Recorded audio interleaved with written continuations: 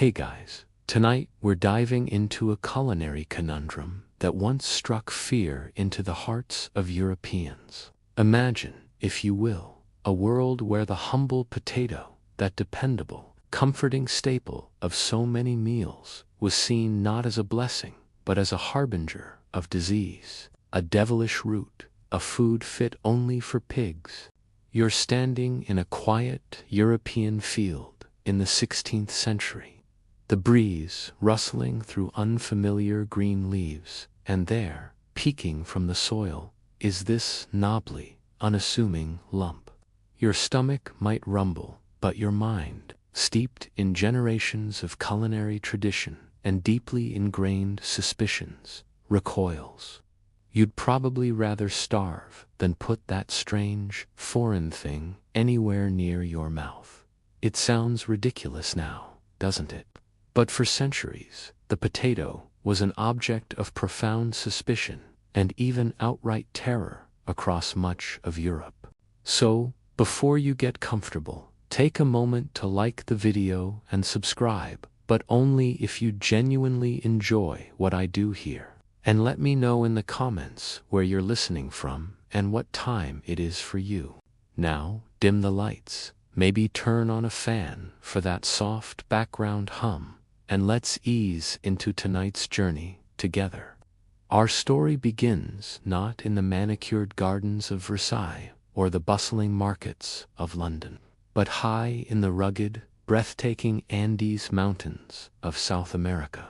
For thousands of years before Europeans even dreamt of setting sail across the Atlantic, the potato was thriving here, a silent powerhouse beneath the soil. You're not just looking at a plant, you're witnessing the culmination of millennia of indigenous cultivation. Imagine the ancient farmers perched on terraced slopes carved into the mountainsides, their hands expertly turning the earth. They weren't just planting seeds. They were engaged in a sophisticated form of botanical artistry, selecting, hybridizing, and nurturing countless varieties of this incredible tuber. Think about it. While Europeans were still trying to figure out how to make bread that didn't go stale in a day, the people of the Andes had already mastered a crop that could withstand harsh altitudes, unpredictable weather, and infertile soil. It was, in essence, an agricultural miracle. You might envision a single uniform potato, like the russet Burbanks you see in the supermarket today. But the reality in the Andes was a kaleidoscope of shapes, sizes, and colors. There were potatoes that were purple, red, yellow, and even speckled. Some were small and round, others long and gnarled. Each variety had its own unique properties, some perfect for mashing, others for drying, and still others for fermenting. This wasn't just a food source. It was a diverse, living library of genetic material tailored to specific microclimates and culinary needs. The indigenous peoples, like the Inca, didn't just eat potatoes, they built entire societies around them. The potato was more than sustenance. It was a cornerstone of their civilization. It provided a reliable, calorie-dense food source that could be stored for long periods, which was absolutely crucial in a region with such extreme environmental variations. You could face scorching sun one day and freezing nights the next, but the potato, safely tucked underground, remained resilient. This stability allowed for population growth, the development of complex social structures, and the flourishing of art and architecture. One of the most fascinating aspects of their potato culture was chuno. Imagine preparing food not by cooking it, but by freezing and thawing it repeatedly in the high-altitude air, then trampling out the moisture. This isn't your average Sunday meal prep. This ancient freeze-drying technique produced chuno, a lightweight, durable, and nutrient-rich food that could last for years, sometimes even decades. you'd store it in specially constructed granaries, knowing that even in the leanest times, this preserved potato would be there to sustain your community. It was the ultimate ancient survival food, a testament to their ingenuity. Historians still argue whether the development of chuno was a primary driver, or if it simply facilitated their existing logistical capabilities. Either way, it was a game changer. You might think of potatoes as a simple root vegetable, but for the Andean people, it was steeped in spiritual and cultural significance. It wasn't just dirt and starch. It was a gift from the earth, a symbol of life and fertility. Rituals and festivals centered around the potato harvest, thanking the Pachamama, or Mother Earth, for her bounty. You would see intricate pottery depicting potato plants and hear songs celebrating its resilience. It was truly a food woven into the very fabric of their existence, far more than just something to fill the belly. Their understanding of its agricultural properties and its nutritional value was profound, born from thousands of years of intimate interaction with the land. And here's a little quirky tidbit for you. Some Andean communities even used specific potato varieties for medicinal purposes, believing certain ones could alleviate ailments or boost vitality, a sort of ancient herbal remedy in tuber form. From the frosty peaks of the Andes, our humble potato embarked on a journey that would forever change global cuisine, though not without significant turbulence. Imagine, if you will, the scene on a Spanish galleon, somewhere in the vast, churning expanse of the Atlantic Ocean in the mid-16th century. You're one of the sailors, perhaps a grizzled veteran of many voyages. And among the spoils of the New World, the gold, the silver, the exotic plants, you notice these strange, knobbly tubers. They're unlike anything you've ever seen, certainly not the familiar grains or root vegetables of Europe. The air is thick with the scent of salt and unfamiliar cargo. And there, tucked away in the hold, are the ancestors of every potato you've ever eaten. The exact date and vessel that carried the first potatoes to Europe remain a matter of some historical debate.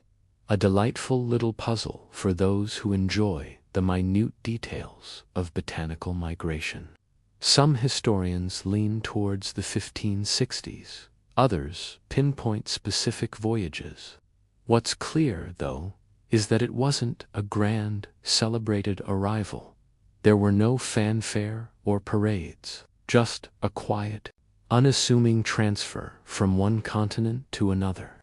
You see, the Spanish weren't particularly interested in the potato as a foodstuff for themselves at this point. They were far more focused on the precious metals that fueled their empire. The potatoes were likely brought back as curiosities, perhaps as provisions for the journey, or even as fodder for livestock. It wasn't about culinary delight. It was about survival and exploration. When these foreign tubers finally made landfall in Europe, probably in Spain or Portugal, their reception was, shall we say, less than enthusiastic. You might imagine people rushing to embrace this new, exotic food, but the reality was quite the opposite.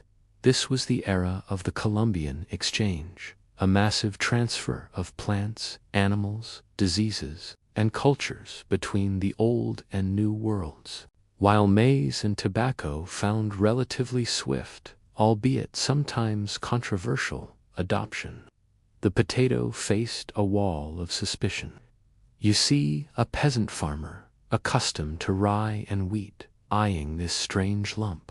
It grows underground, a bit like a truffle, but it's no truffle. It doesn't have the comforting familiarity of a carrot or a turnip. It just... One of the primary reasons for this profound skepticism was its appearance. The potato, in its wild and early domesticated forms, wasn't always the smooth, appealing vegetable we know today. Some varieties were quite gnarled, even grotesque-looking to unaccustomed European eyes. You're used to neatly cultivated rows of familiar plants, and suddenly this oddity emerges from the soil. It looked, to many, like something unhealthy, perhaps even cursed. This wasn't just aesthetic. It tapped into deeper cultural anxieties. Unlike grains that rose towards the heavens or familiar roots that grew cleanly, the potato seemed to burrow into the dark, mysterious earth. This subterranean habit fueled a primal distrust. Compounding this visual apprehension was the potato's botanical family. It belongs to the nightshade family, a group that includes deadly poisons like belladonna and mandrake. You might imagine an early botanist, or perhaps just an observant farmer, noting the potato plants, flowers, and berries. They look eerily similar to those of its toxic cousins. The berries, in particular, are highly poisonous. So, you're standing there, looking at a plant that resembles a known killer, and someone tells you to eat its roots. Your logical response, quite rightly, would be, no, thank you, I choose life. This association with poison was a major hurdle, casting a long, dark shadow over the potato's potential. This fear wasn't entirely unfounded either. If potatoes are exposed to light, they can turn green and produce solanine, a toxic glycocaloid, while modern potatoes have low levels and you'd have to eat a huge quantity of green potatoes to get seriously ill. In an era before widespread scientific understanding, any adverse reaction could confirm suspicions of its inherent danger. Imagine accidentally eating a particularly green potato and feeling a bit queasy. This would surely cement your belief that this foreign tuber was indeed a malevolent plant. This explains, in part, why the early European cultivation often focused on feeding it to animals, or simply as a botanical curiosity rather than a dietary staple. Historians still argue whether the initial disinterest was primarily due to its unfamiliarity and resemblance to toxic plants, or if economic factors, such as established agricultural practices and resistance from grain producers, played a larger role. Regardless, the potato's journey from a revered Andean staple to a despised European oddity was a slow, arduous process, fraught with misunderstanding and deep-seated apprehension. It was a long way from the dinner table. So, the potato had arrived, not with a bang, but with a barely audible thud of suspicion. It landed in European soil, and for many years, you wouldn't find it gracing the dinner tables of the common folk. Instead, the potato often found itself relegated to the most peculiar of roles, a botanical curiosity in the gardens of the wealthy, or, perhaps even more ironically, as a food for livestock. Imagine strolling through a meticulously manicured 17th-century European estate. You're expecting exotic flowers, perhaps a topiary shaped like a majestic beast, but nestled discreetly in a corner. Alongside other strange imports from far-flung lands, you spot the potato plant. Its unassuming leaves and small, often purplish flowers might catch your eye, but certainly not your appetite. These were the physic gardens, or botanic gardens, which were less about growing food and more about scientific inquiry and the display of exotic novelties. You see, during this era, European scholars and aristocrats were intensely fascinated by the natural world, particularly by plants brought back from the newly discovered continents. The potato, with its unusual underground growth and unfamiliar appearance, fit right into this intellectual curiosity. It was a talking point, a specimen to be studied and categorized, a testament to the vastness of the world beyond Europe's shores. You wouldn't think of eating it any more than you'd nibble on a rare orchid. It was simply there to be observed, perhaps sketched, and certainly pondered. This perception as a curious botanical specimen extended to its medicinal, or rather perceived medicinal, properties. There was a prevailing belief, not entirely without reason, given the nightshade family's reputation, that the potato possessed certain aphrodisiac qualities. You might hear whispers in hushed tones among the fashionable elite about how these exotic tubers could stir the humors, or enliven the spirits.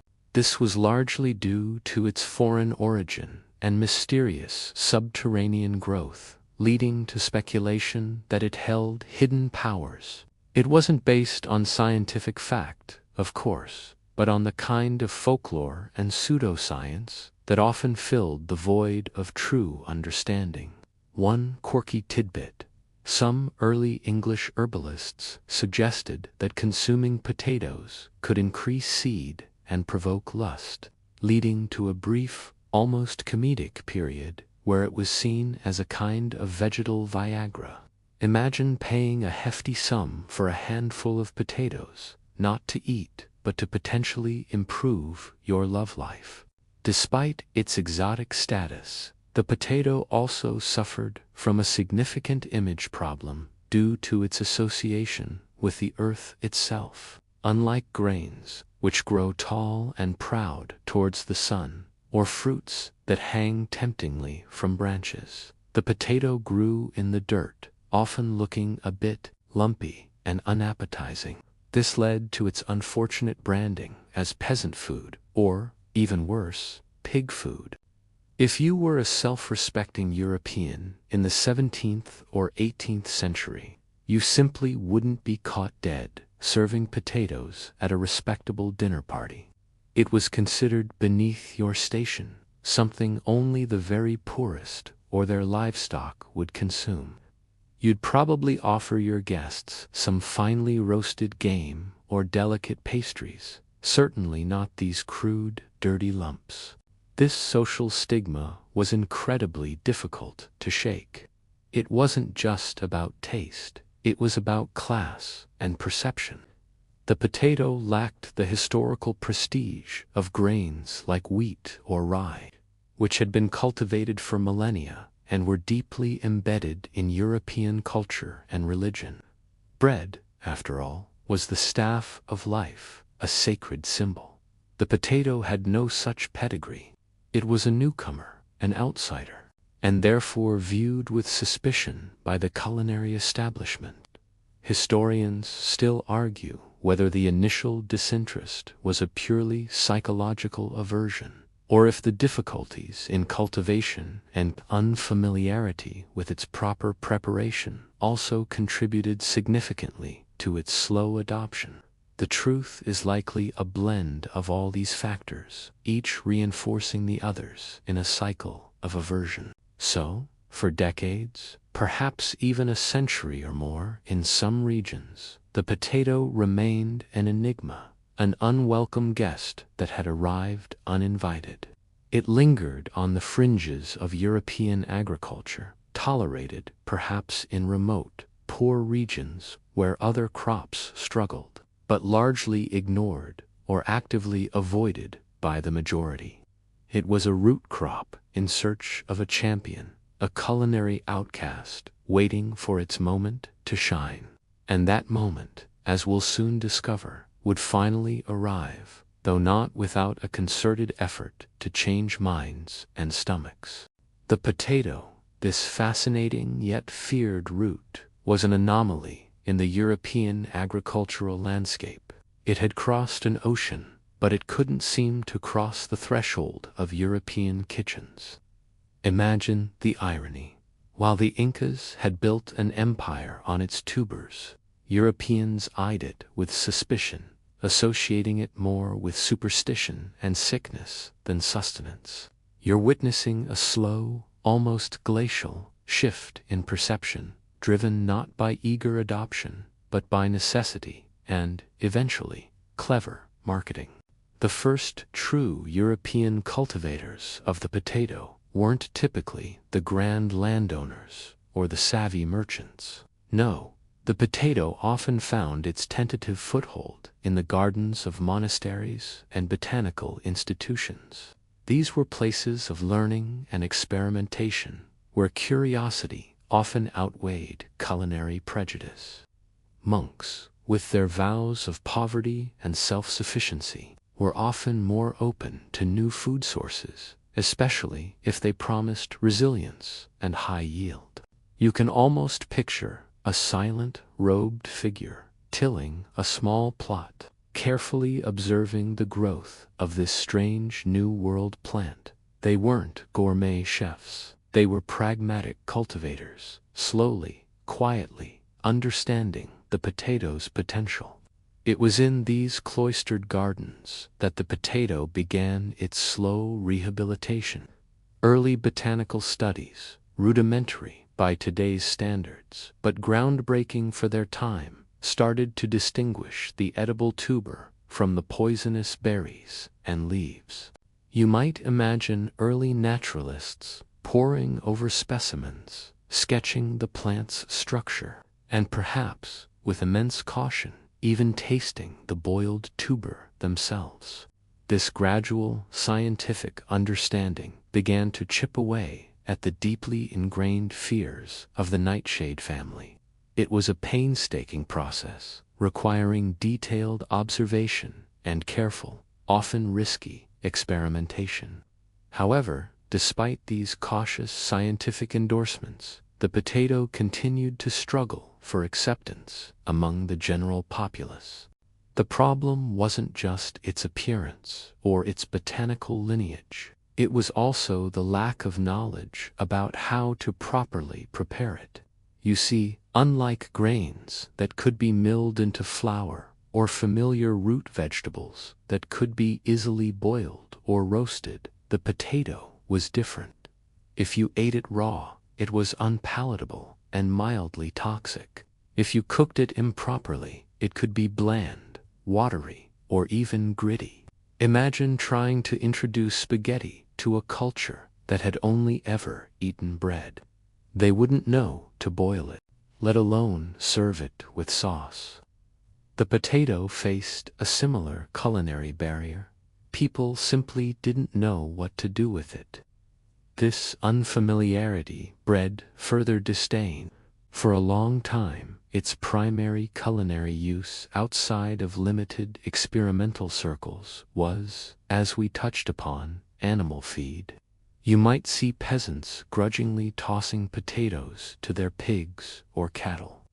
While efficient for livestock, this only reinforced the potato's low status in the human diet.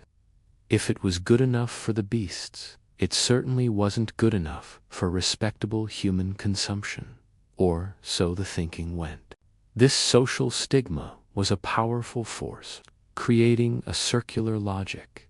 It was fed to animals because it was considered low class, and it was considered low class because it was fed to animals. You're caught in a loop of disdain. This brings us to a curious little anecdote. The French botanist Charles de Lecluse, also known as Carolus Clusius. In the late 16th century, he was one of the first to extensively describe and illustrate the potato in Europe, noting its potential as a famine food. He received potato tubers from a papal legate in 1588 and cultivated them in Vienna.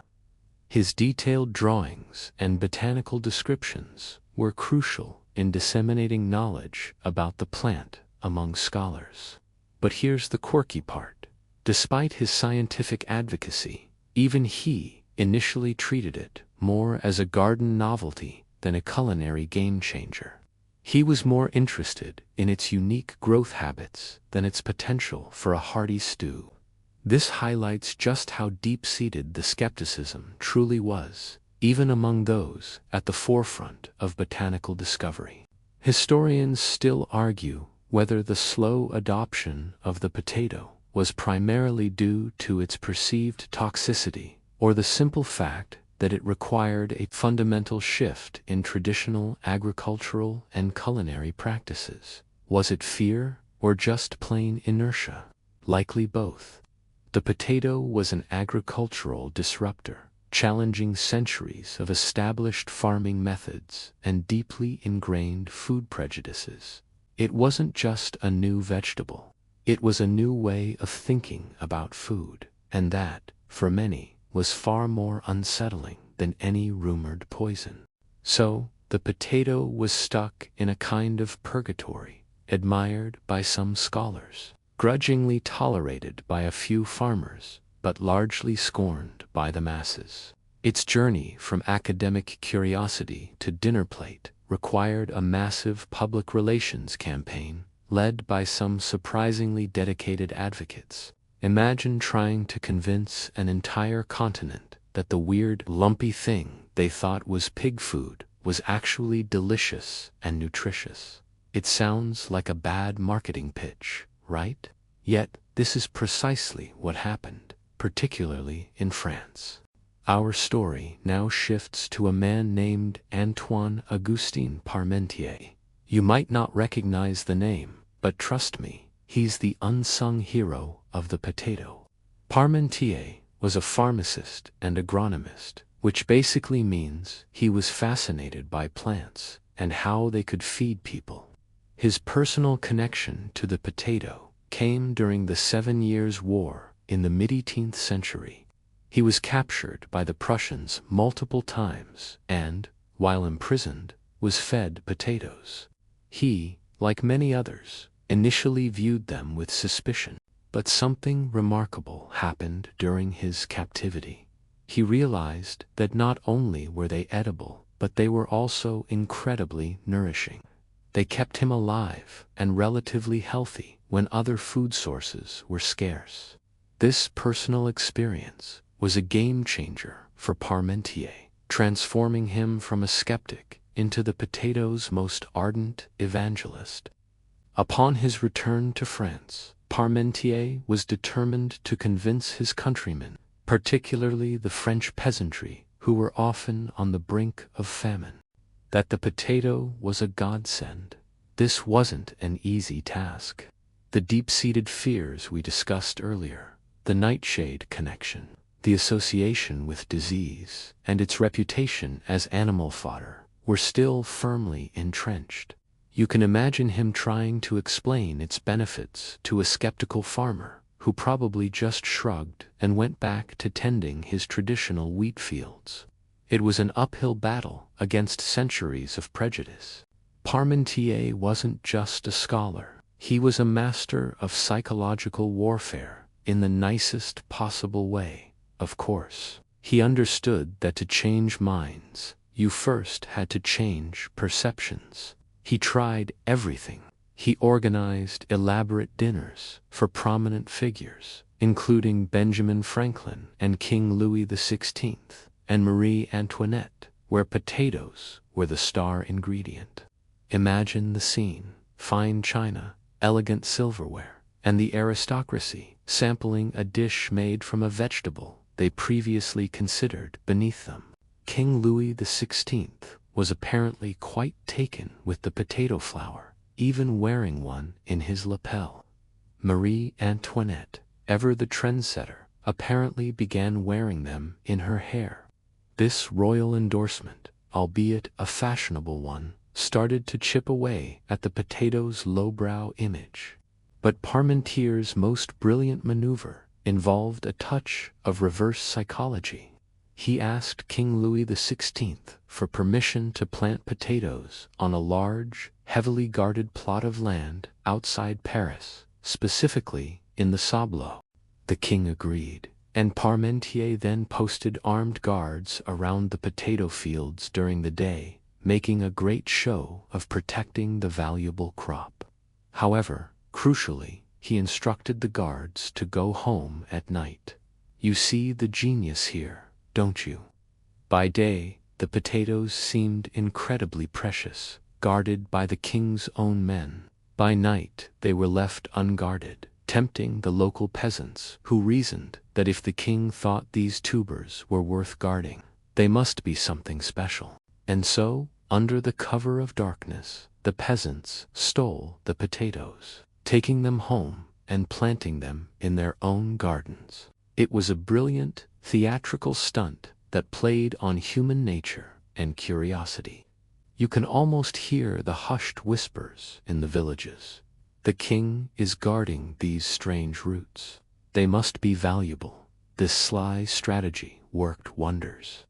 The potato began to spread organically, passed from neighbor to neighbor, no longer a feared oddity, but a prized, albeit stolen, commodity. Historians still argue whether Parmentier's tactics were a stroke of deliberate genius or a fortunate series of events that simply aligned with his goals.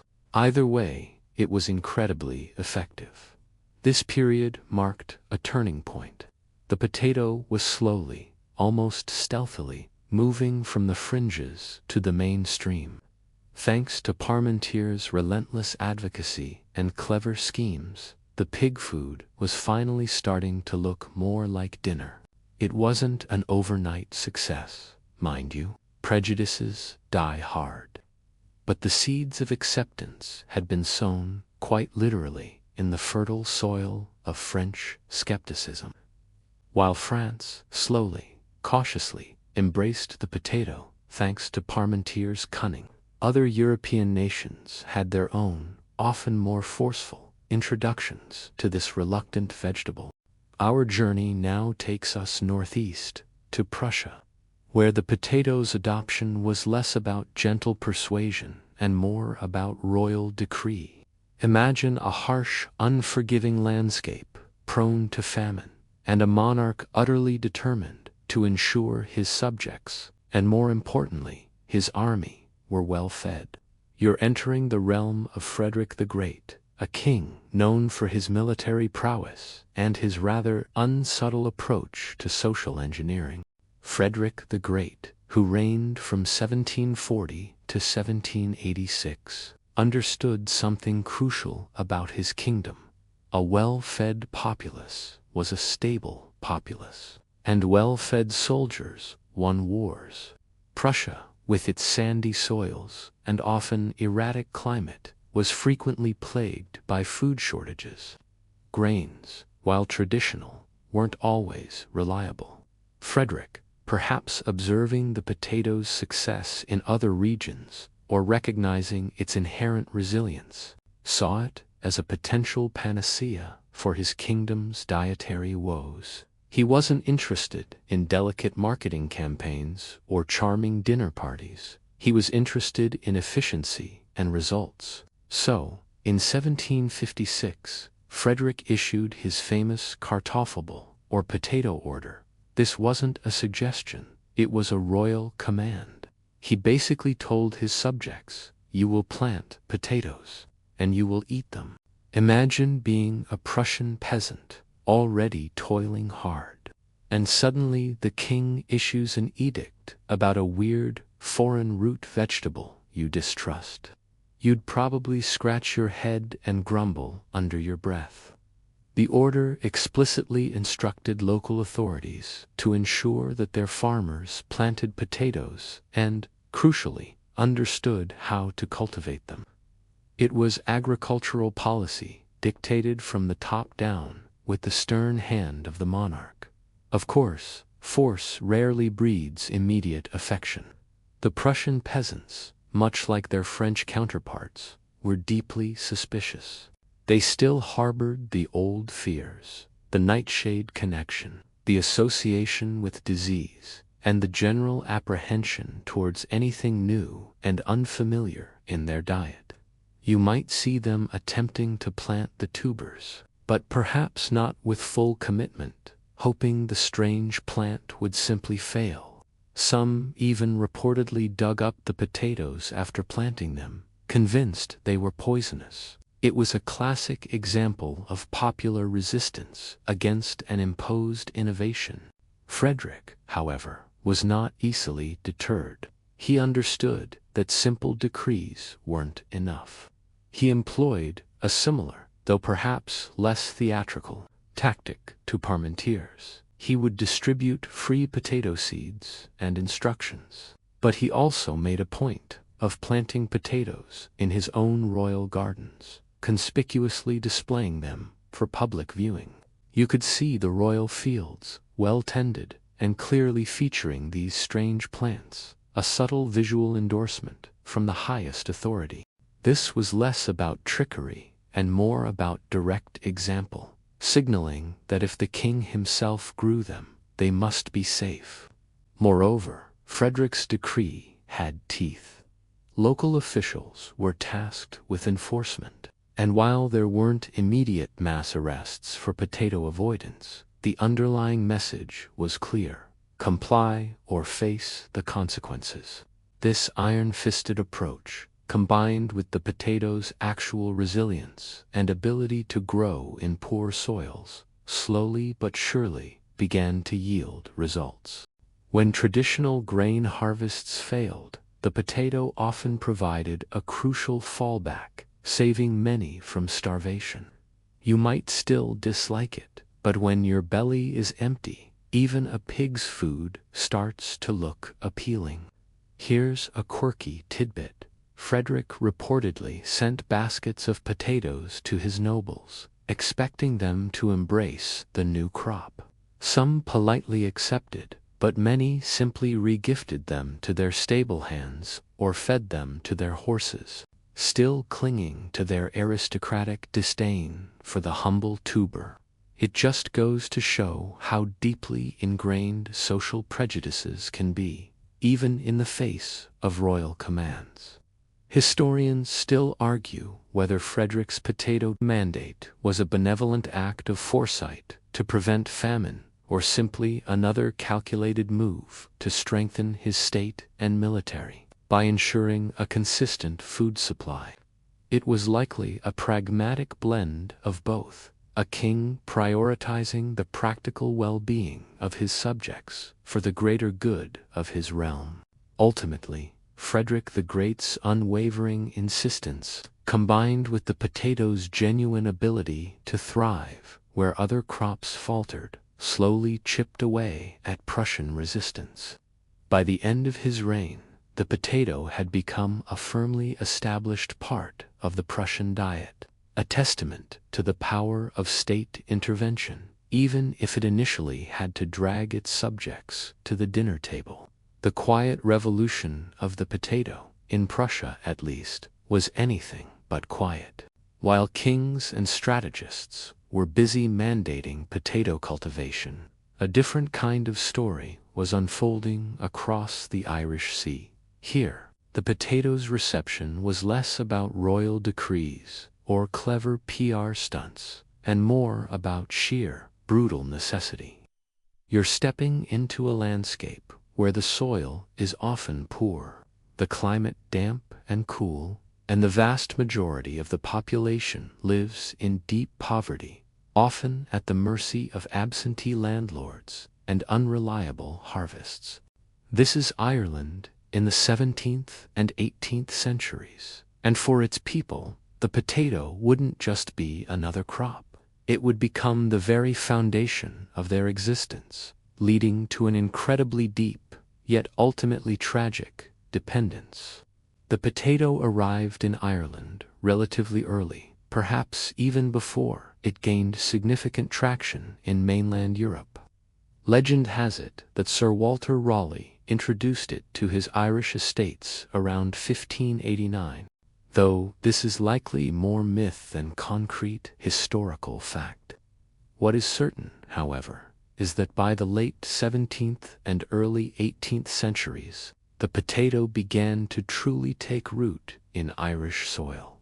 You might imagine a few farmers, desperate for a reliable food source, trying out this new tuber. What they discovered was nothing short of miraculous for their circumstances. Unlike wheat or oats, which required relatively fertile land and extensive labor, the potato thrived in the damp, acidic, and often rocky soils that characterized much of Ireland. It yielded an incredible amount of calories per acre, far more than any grain.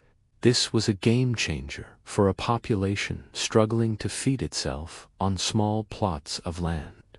You could grow enough potatoes on a tiny patch to sustain a family, leaving precious little land free for cash crops to pay rent. It was an agricultural marvel, perfectly suited to the challenging conditions faced by the Irish peasantry.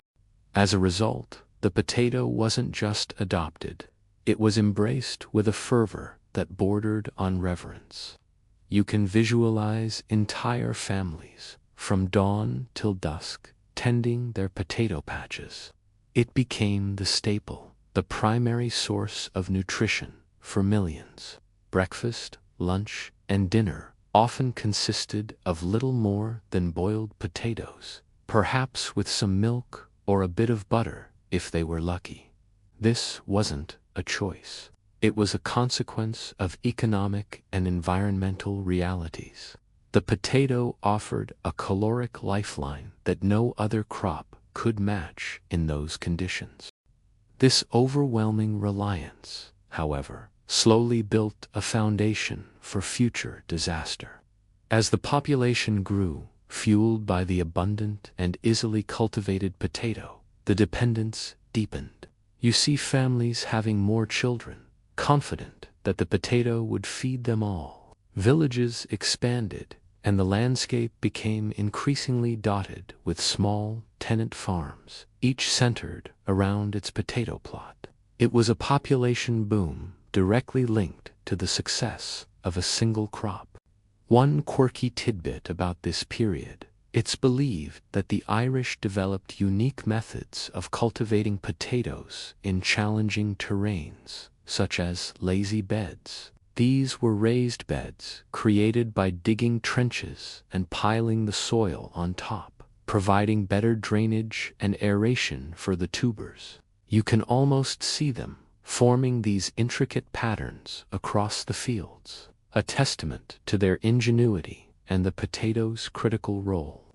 Historians still debate whether this over-reliance was an inevitable outcome given the socio-economic pressures in Ireland, or if alternative agricultural strategies could have mitigated the eventual catastrophe.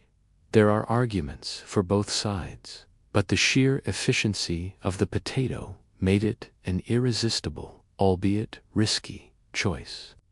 By the early 19th century, the average adult male in rural Ireland was consuming an astonishing amount of potatoes, sometimes as much as 10 to 14 pounds per day. Think about that. You're essentially living on a single food item year after year, generation after generation. This created a population that was nutritionally adequate, thanks to the potato's surprising completeness of vitamins and minerals, but dangerously vulnerable. The entire edifice of Irish society, from its demography to its economy, rested precariously on the health of this one remarkable, yet fragile, plant. And as we will soon see, that fragility would be exposed with devastating consequences. While the potato became the lifeblood of Ireland, other parts of the British Isles viewed it with far less enthusiasm.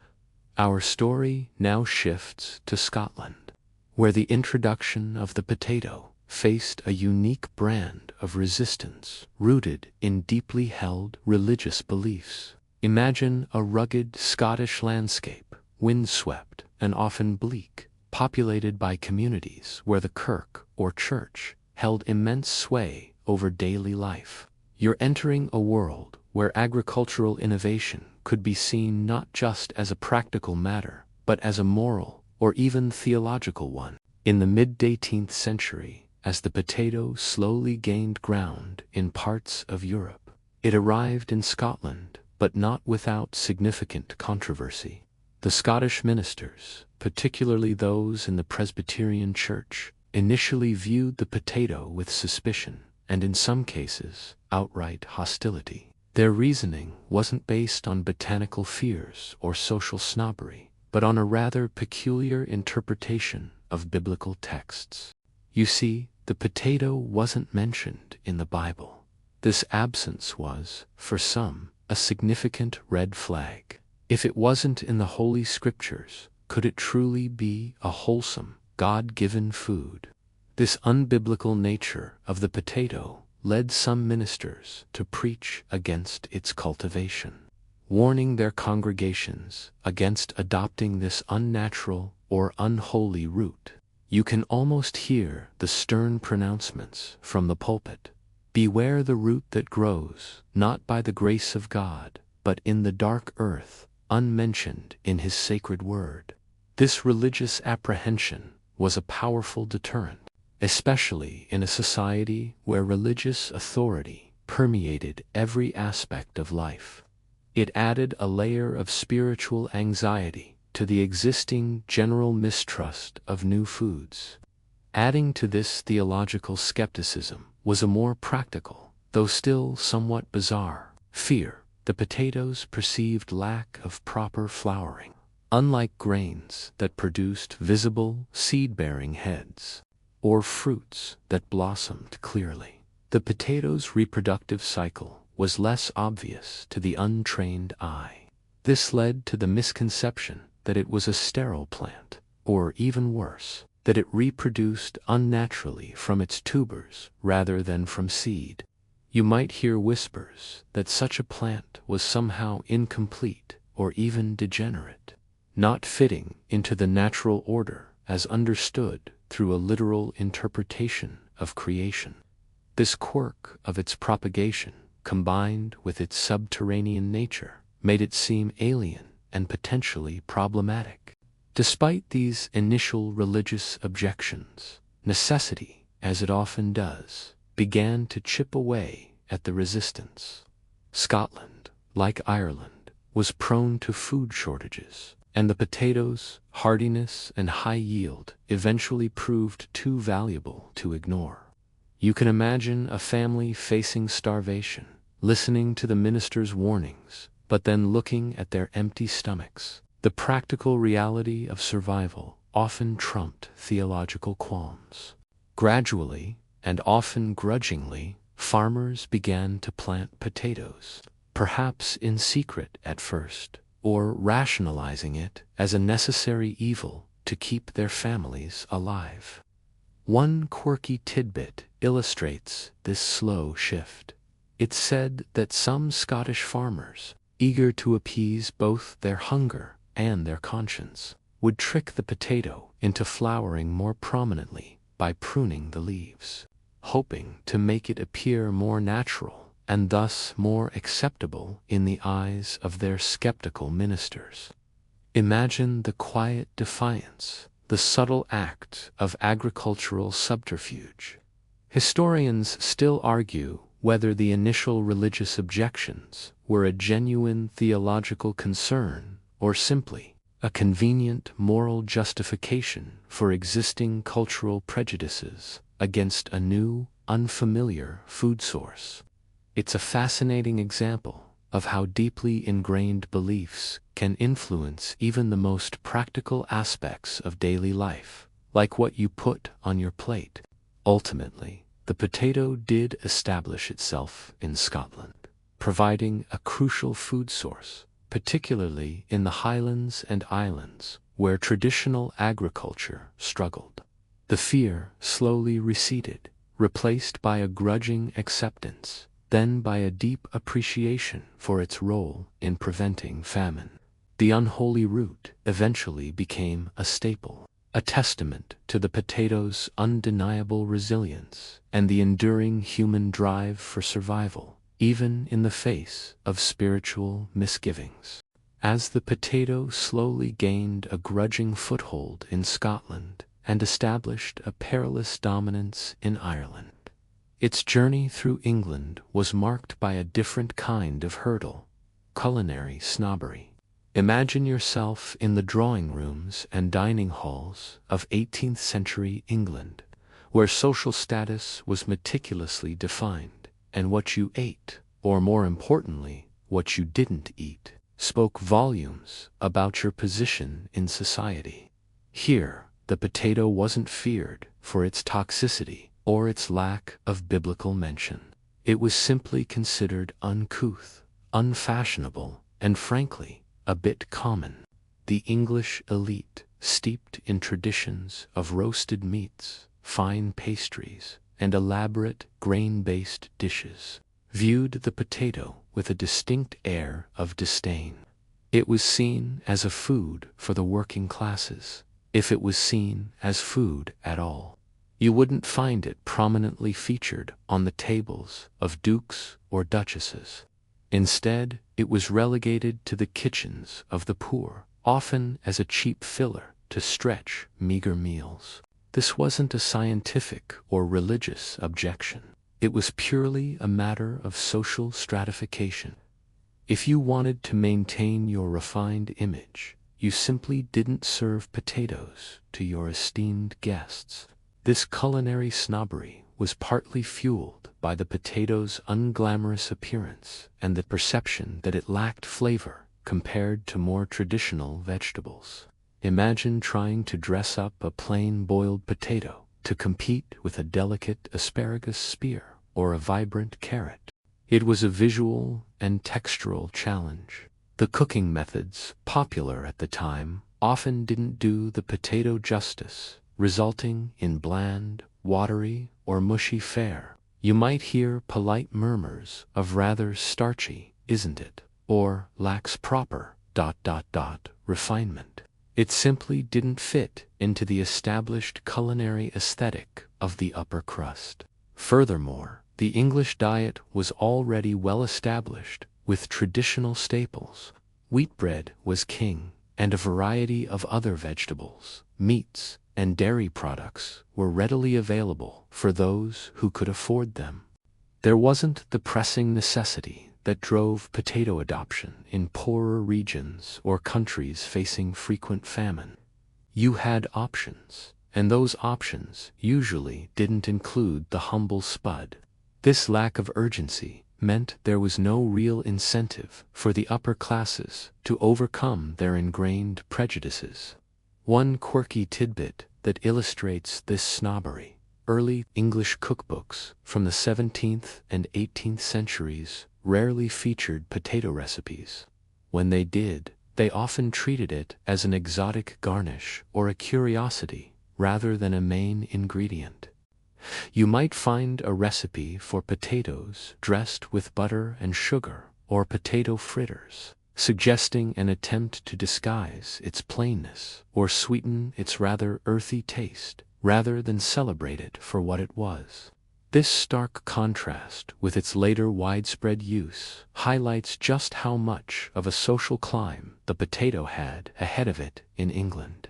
Historians still argue whether this prolonged snobbery was a symptom of a deeply entrenched class system, or if it was simply a natural consequence of the potato arriving without a pre-existing culinary tradition in England.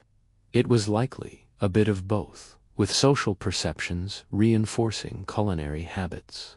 Despite this initial resistance from the upper echelons, the potato did eventually make inroads into the English diet, largely through the efforts of agricultural reformers and its undeniable utility as a calorie-dense food for the growing urban working class. As industrialization took hold and more people moved to cities away from direct food production, the potato's ability to be easily transported, stored, and cooked became increasingly valuable. You start to see it appearing in the humble kitchens of factory workers, providing cheap and abundant sustenance. The turning point was slow and incremental. It wasn't until the 19th century, with increasing population pressures and the need for efficient food production, that the potato truly shed its common label and began its ascent to culinary respectability in England. Even then, it often remained a side dish, a sturdy accompaniment to meat, rather than a star in its own right. But its journey from despised outsider to dependable staple in England was a testament to its inherent practicality, slowly overcoming centuries of aristocratic distaste.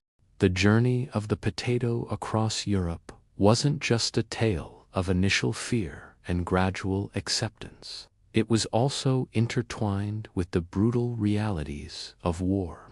Imagine armies on the march, vast numbers of men needing to be fed, often in harsh conditions and far from established supply lines. For centuries, armies relied on requisitioning food from local populations, which was often unsustainable and deeply unpopular, or on slow, vulnerable supply convoys of grain. The 18th century, in particular, was a period of almost constant warfare across Europe. The 7 Years' War, the Napoleonic Wars. It was about calories, reliability, and sheer survival. You see, the potato had several distinct advantages for military provisioning. First, its high caloric density meant that a relatively small volume of potatoes could provide significant energy for soldiers engaged in strenuous activity. Unlike grains, which needed to be processed and then baked, potatoes could simply be boiled or roasted directly over an open fire. This made them incredibly efficient in the field. You can almost picture soldiers huddled around a campfire, tossing potatoes into the embers, a far simpler and quicker meal than trying to bake bread. Second, potatoes were less susceptible to spoilage than many other foodstuffs. While they eventually sprout or rot, they could be stored for several months. Grains could mold, and fresh meat was a constant challenge to acquire and preserve. This logistical benefit was not lost on military commanders, who were always searching for ways to keep their troops supplied without relying solely on vulnerable supply lines. Third, and perhaps most crucially, potatoes could often be grown in a wider variety of soils and climates than traditional cereals. This meant that if an army was campaigning in a region where wheat or rye struggled, potatoes might still thrive. Temporary plots to supplement rations, reducing the strain on long-distance supply chains. This flexibility was invaluable in dynamic wartime environments. A classic example of the potato's wartime utility comes from the Napoleonic Wars in the early 19th century. As Napoleon's vast armies marched across Europe, they often relied on foraging and local resources. The potato, by this point, had gained enough traction in some regions that it became a more common sight in fields and markets. While grain was still a primary focus, the potato provided crucial supplementary nutrition, helping to sustain the sheer numbers of soldiers involved in these massive conflicts. Historians still argue whether the wider adoption of the potato significantly contributed to the scale and duration of 18th and 19th century European wars by enabling larger, more sustained armies to be fed. It's a compelling thought, the humble tuber inadvertently fueling grand military ambitions. One quirky tidbit. During sieges, when cities were cut off from outside supplies, potatoes became an incredibly precious commodity. Accounts from besieged cities sometimes describe citizens digging up every last potato from gardens and even public parks, transforming them from garden ornaments into vital lifelines. You're witnessing the transformation of a perceived pig's food into a symbol of survival under duress. This stark reality often forced people to overcome their ingrained prejudices, understanding that hunger knows no class or culinary preference. So, while the potato fought its battles in the kitchens and fields of Europe, it wasn't the glory of a strategic victory, but the grim necessity of keeping soldiers fed. In the brutal calculus of war, the potato became an indispensable tool, demonstrating its true power not just as a food, but as a silent logistical weapon. As the potato quietly proved its worth on the battlefields, a more profound, albeit slower, revolution was brewing in the minds of Europe's leading scientists and agriculturalists. Rational thought and empirical observation were slowly but surely chipping away at centuries of superstition and ingrained prejudice. The initial fear of the potato stemmed largely from its membership in the nightshade family. For generations, the resemblance of its leaves and berries to known toxic plants like deadly nightshade or mandrake had caused deep apprehension. You might imagine an early botanist, cautious and meticulous, carefully dissecting potato plants, comparing them to their poisonous cousins, and identifying the distinct edible part, the tuber, that lay safely underground. This was painstaking work, requiring careful observation and a willingness to challenge long-held, but often unsubstantiated, beliefs. By the 18th century, the burgeoning field of botany was becoming more sophisticated. Scientists began to systematically classify plants, understanding their families, and identifying the specific compounds that made some toxic and others edible.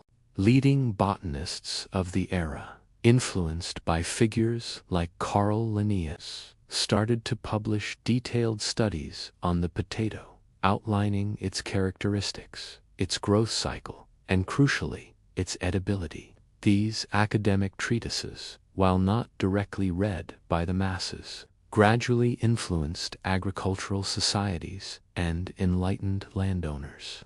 They could dispel the myths about it causing leprosy or generating fever. This reasoned approach was a stark contrast to the earlier reliance on folklore and anecdotal evidence. It wasn't about charming kings or tricking peasants anymore. It was about presenting verifiable facts. One of the key findings that helped shift perception was the potato's nutritional value. As dietary science slowly advanced, it became clear that the potato was not merely a bland filler, but a remarkably complete food source. It contained carbohydrates for energy, and surprisingly, a good amount of vitamin C, potassium, and other essential nutrients. This was particularly significant in an era when scurvy, caused by vitamin C deficiency, was still a major problem, especially for sailors and the poor who lacked fresh fruits and vegetables during winter months. You can almost hear the excited whispers among medical professionals. This humble root could prevent scurvy. Historians still argue whether the discovery of the potato's impressive nutritional profile was the decisive factor in its widespread acceptance. It was likely a synergistic effect, with both factors reinforcing each other. This scientific endorsement led to the potato being championed by agricultural reformers and Enlightenment thinkers. Figures like Arthur Young in England, a prolific writer on agriculture, and various academies across Europe began to promote potato cultivation. They published pamphlets, conducted experiments, and organized demonstrations, all aimed at educating farmers and dispelling the old prejudices. You might see a landowner, inspired by these scientific findings, confidently planting large fields of potatoes, setting an example for his tenants and neighbors. Here's a quirky tidbit. Some early proponents of the potato would even hold public demonstrations where they would slice, cook, and eat potatoes in front of skeptical crowds. Imagine the theatricality of it, a scientific showman performing culinary feats to convince a wary audience. Backed by solid scientific understanding, slowly but surely began to turn the tide. The potato was no longer just an Andean curiosity or a Prussian command. It was a scientifically proven, nutritionally valuable crop, ready to take its rightful place in European agriculture.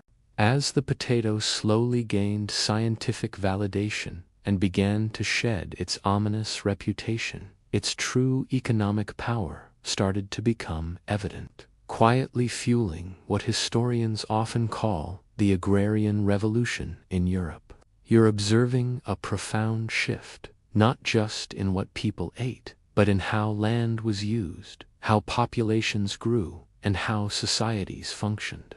The potato, once feared, was becoming an unsung hero of economic transformation. Before the widespread adoption of the potato, European agriculture was largely dominated by a few traditional cereal crops: wheat, barley, rye, and oats. These grains, while vital, had their limitations. They exhausted soil nutrients relatively quickly, often requiring fields to lie fallow for a year to recover, reducing the overall productive capacity of the land. You can imagine the cycle: plant, harvest, then let the land rest, leaving a significant portion idle at any given time. This was a bottleneck for food production, limiting how many people the land could support. The potato, however, introduced a revolutionary change. It had an astonishing yield per acre, far surpassing that of grains. You could now produce more food from the same amount of land, alleviating pressure on resources and making famine less frequent and less severe. This wasn't just a convenience. It was a matter of survival for millions. Moreover, the potato's cultivation had a different impact on soil. Unlike grains that were heavy nitrogen feeders, potatoes could actually contribute to a more diversified crop rotation. They allowed for the abandonment of the traditional fallow system in some areas, or at least its modification, meaning more land could be actively cultivated each year. You might see farmers implementing new rotation schemes, incorporating potatoes, clover, and turnips, all contributing to healthier soil and higher overall yields. This innovative approach to farming was a cornerstone of the broader agrarian revolution, increasing agricultural output significantly.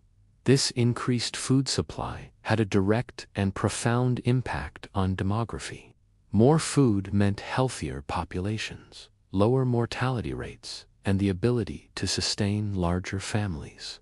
You're witnessing a quiet population boom, particularly among the working classes, who now had a consistent and affordable source of calories. This population growth, in turn, who would go on to power the factories that transformed Europe?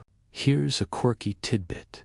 Some historians even suggest that the potato's introduction might have indirectly contributed to the stability of certain European monarchies. By providing a cheap and reliable food source, it reduced the incidence of food riots and social unrest that had plagued Europe for centuries. You could argue that a full belly often makes for a less rebellious subject.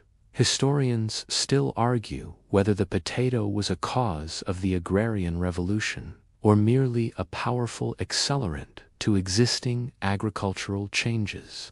It's a nuanced debate, but its profound influence on food production and land use is undeniable. With more food available, food prices could stabilize, freeing up household income for other goods and services, stimulating nascent industries. It also meant that fewer people were needed in agricultural labor, pushing more individuals towards urban centers and factory work. You see a shift from a predominantly agrarian society to one increasingly industrialized, with the potato silently supporting the transition. It was the ultimate comfort food, not just for the stomach, but for the stability of an entire continent. It had conquered prejudices, sustained armies, and fueled population booms. But every story, even one about a humble tuber, has its moments of profound tragedy. You're now stepping into a period where the very reliance that made the potato so successful became its gravest vulnerability. Our focus returns to Ireland in the mid-19th century, a place where, as we discussed, the potato had become the nearly exclusive food source for millions of impoverished tenant farmers. Imagine a vast green landscape dotted with small, humble cottages, each surrounded by its precious potato plot. For generations, these fields had reliably provided sustenance, year after year, forming the bedrock of Irish life. This was a ticking time bomb, though no one at the time could have fully grasped the scale of the impending catastrophe. The disaster that struck was not a human-made conflict or a political upheaval, but a microscopic organism, Phytophthora infestans, better known as potato blight. This insidious fungus-like pathogen originated in North America and, like the potato itself, made its way across the Atlantic, likely on ships carrying infected tubers. It was first detected in Belgium in 1845 and quickly spread across Europe.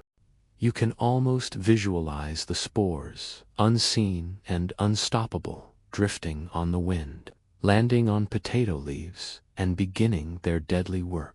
The blight was shockingly quick and brutal, attacking potato plants and turning their healthy green leaves into black mush overnight. What began as small, dark spots on the leaves quickly progressed, spreading to the stems and then, crucially, to the tubers themselves, rendering them inedible. Imagine waking up one morning to find your entire food supply. It's shocking to see your once vibrant garden, lush and alive, turn into a disgusting, stinky mess overnight. You'd feel completely helpless as your family's food literally rots away right in front of you. The 1845 harvest in Ireland was significantly affected, but the true catastrophe unfolded in 1846 and subsequent years. The blight returned with even greater virulence, wiping out nearly the entire potato crop year after year. The consequences were immediate and catastrophic. Without potatoes, millions faced immediate starvation. The term the Great Famine barely captures the depth of the suffering. You see people literally starving in their homes and by the roadsides. It was a perfect storm of biological vulnerability and socio-economic fragility. One of the most heart-wrenching aspects was the forced emigration. As starvation took hold, hundreds of thousands, eventually millions, made the desperate choice to flee Ireland, embarking on perilous journeys across the Atlantic in overcrowded, disease-ridden coffin ships. Was one of intentional neglect or simply inadequate and hampered by the prevailing laissez-faire economic ideologies of the time? This debate remains a raw and sensitive point in Irish history, highlighting the profound impact of the blight beyond mere agricultural failure, a demographic shock from which it took generations to recover. The potato, once the savior of Ireland, had become the instrument of its suffering, a cruel irony that forever etched its devastating lesson into the annals of history. Extreme reliance on a single food source, however abundant, carries an immense and terrible risk. You might imagine that such a catastrophe would cause the world to abandon the potato, but instead, it became a catalyst for greater diversification and understanding of this powerful tuber. Our journey now takes us beyond the confines of Europe, charting the potato's triumphant, yet often circuitous, path to nearly every corner of the globe. The very emigrants fleeing the famine itself. As Irish families sought new lives in North America, they brought with them their knowledge of potato cultivation, planting familiar varieties in the rich soils of the United States and Canada. You can almost picture them carefully unwrapping a few precious tubers, symbols of both their past suffering and their future hope, and burying them in foreign soil. In Asia, the potato gradually found its way to China and India. In China, its adoption was slower, often seen as a secondary crop, but it eventually became a significant food source, particularly in poorer mountainous regions where other crops struggled. You might see it intercropped with other vegetables, quietly contributing to the local diet without fanfare. The potato proved remarkably adaptable, thriving in various regions from the cooler northern plains to parts of the Deccan Plateau. It slowly integrated into local cuisines, although it never achieved the singular dominance it had in Ireland. You'd find it incorporated into curries, fried snacks, and vegetable dishes, becoming another ingredient in India's rich culinary tapestry, particularly in highland areas where the climate was suitable. Countries like Rwanda, Kenya, and Ethiopia found the potato to be a valuable addition to their agricultural systems, providing a calorie-dense food source that could contribute to food security. You might observe a small, carefully tended plot of potatoes outside a village hut, a relatively new addition to ancient farming practices, bringing new resilience to local food systems. As the potato spread, farmers and agricultural scientists began to experiment with different varieties, promoting genetic diversity to build resistance against future blights or diseases, to prevent future famines, or if it was simply a logical extension of colonial agricultural policies seeking efficient food production. It was likely a complex interplay of both, with the memory of the famine providing a powerful impetus, but never again with the same dangerous, singular reliance seen in pre-famine Ireland. You could find it mashed, fried, roasted, or boiled, a versatile and adaptable cornerstone of modern European cuisine. Its global journey, though marked by immense suffering in one tragic chapter, a testament to its incredible resilience and the enduring human need for sustenance. With the potato firmly established across Europe and beginning its global conquest, it started to infiltrate kitchens with an array of new preparations, transforming from a mere sustenance into a versatile ingredient capable of countless transformations. You're stepping into an era where creativity in the kitchen, spurred by the potato's abundance, began to flourish. It certainly wasn't the kind of dish that would win culinary awards. This basic preparation reinforced its image as a utilitarian food, something to fill the stomach rather than delight the palate. But as agricultural methods improved and the potato became more widely accepted, cooks, both professional and amateur, began to experiment. One of the earliest and most widespread innovations was mashing. This simple act, likely discovered by accident or necessity, transformed the potato's texture. Realizing that a gentle mashing created a smoother, more palatable consistency. Add a bit of butter, some milk or cream, and suddenly you have a comforting, rich side dish. Mashed potatoes became a staple, beloved for their creamy texture and ability to absorb flavors. This was a significant step beyond simple boiling, elevating the potato from mere chunks to a more refined form. While deep frying was a more complex technique, pan frying quickly gained popularity. Imagine thinly sliced potatoes sizzling in hot fat, turning golden brown and crispy. This unlocked an entirely new textural dimension. French fries, though their origin is debated between France and Belgium. You can almost smell the irresistible aroma of hot oil and potatoes wafting from early street vendors. Roasting also became a popular method, especially in homes with ovens or open hearths. Imagine potatoes, perhaps tossed with herbs and a little fat, slowly baking to a tender interior and a wonderfully crisp exterior. You'd find them nestled around a Sunday roast, soaking up the savory juices, a testament to their humble adaptability. As the potato integrated into various regional cuisines, unique dishes began to emerge. In Germany, you'd find Kartoffelsalat, a comforting blend of potatoes with vinegar, oil, or mayonnaise. In Italy, ingenious cooks developed gnocchi, soft, pillowy dumplings made from potato and flour, served with rich sauces. You can imagine the satisfaction of shaping these delicate little morsels by hand.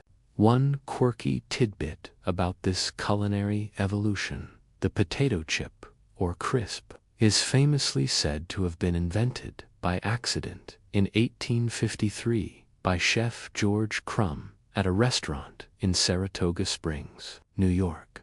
A customer kept sending back his fried potatoes, complaining they weren't thin enough. Instead, the customer loved them, and a global snack phenomenon was born. Historians still argue about the precise origins of many of these iconic potato dishes, with multiple regions often claiming their invention. This just goes to show how independently various cultures discovered the potato's incredible culinary range. The potato's culinary diversification wasn't just about taste. You were no longer just eating a potato.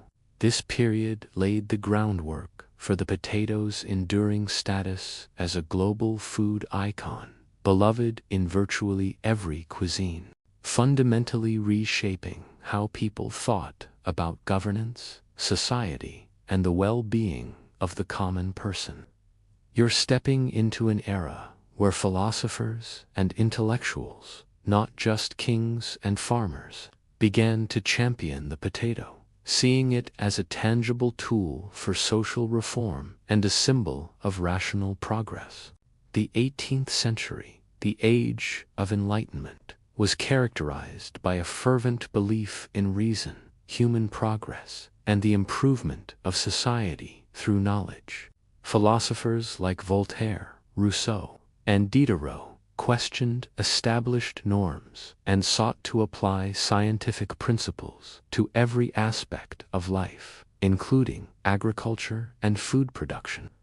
For these thinkers, the recurring famines and widespread poverty among the peasantry were not just unfortunate occurrences. They were problems that could and should be solved through enlightened policy and practical innovation.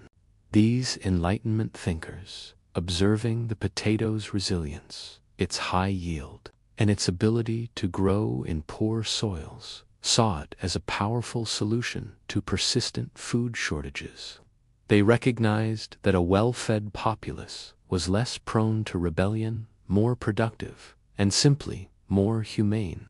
You can almost hear them debating in Parisian salons or corresponding through letters, extolling the virtues of this humble tuber as a pathway to social stability and prosperity. The Enlightenment emphasized practicality and utility. The potato, with its straightforward cultivation and impressive caloric output, fit perfectly into this utilitarian philosophy. It was a food that could genuinely feed the poor, providing a basic nutritional safety net that traditional grain crops often struggled to deliver, especially in times of scarcity. You were no longer just talking about theoretical rights or abstract freedoms. You were talking about putting food on the table for millions. A very concrete form of improving human welfare. Included entries on the potato, promoting its cultivation and explaining its benefits. While not as overtly theatrical as Parmentier, these intellectual endorsements lent significant weight to the potato's cause among the educated classes. You might imagine a landowner leafing through the coming across the entry on pomme de terre and reconsidering his earlier prejudices against the root, actually mocked the stubbornness of peasants who refused to adopt the potato, framing their resistance as a sign of ignorance against the light of reason. It's a strange twist.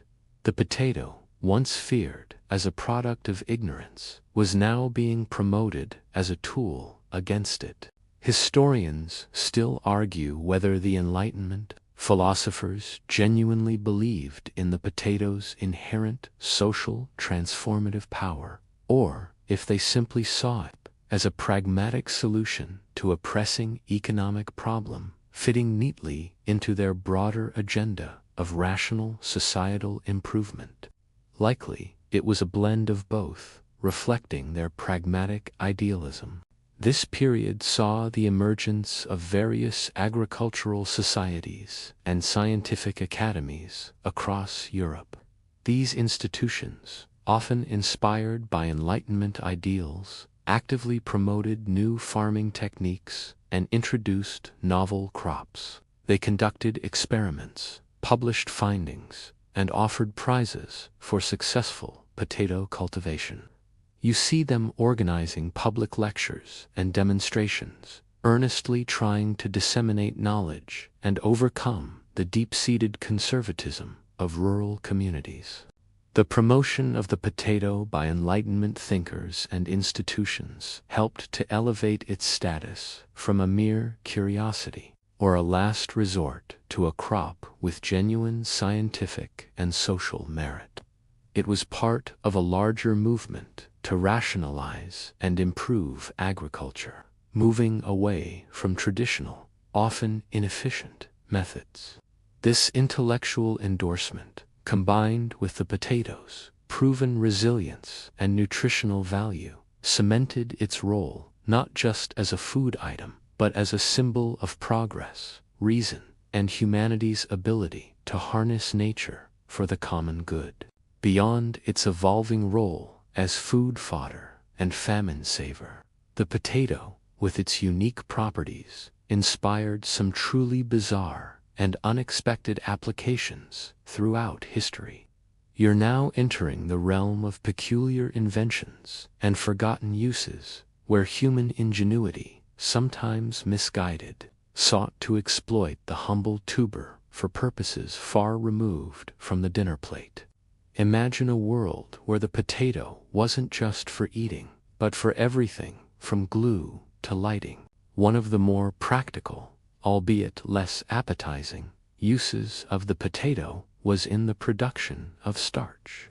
You see, potatoes are rich in starch, a natural polymer with a wide array of industrial applications. Early on, people realized that they could extract this starch, creating a thick, versatile paste.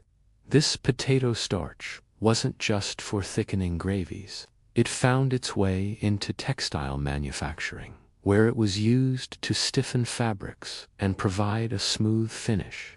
You might imagine weavers using potato starch to give their cloth a crisp, professional feel. Think about sticking things together with something that started as a potato. It's certainly a more organic approach than today's superglue. Beyond starch, the potato's fermentable sugars made it a prime candidate for alcohol production. While grapes and grains were the traditional sources for wine and beer, the potato offered a cheaper and often more abundant alternative, particularly in regions where other crops struggled. Potato schnapps became a popular spirit in parts of Eastern Europe, especially in countries like Poland and Russia. You can almost smell the pungent, earthy aroma of fermenting potatoes, transforming into something potent and warming. This wasn't fine wine. It was a strong, often raw, spirit distilled from the humble tuber, providing solace and intoxication to those who consumed it. You'll remember the early fears of the potato causing diseases like leprosy. But over time, as scientific understanding evolved, some folk remedies actually incorporated potatoes. Raw potato slices were sometimes used as poultices for minor skin ailments, burns, or even headaches. The idea was that the cool, moist potato could draw out inflammation or soothe pain. While largely ineffective for serious conditions, this demonstrates the popular belief in the potato's inherent, if mysterious, properties. Here's a particularly quirky tidbit.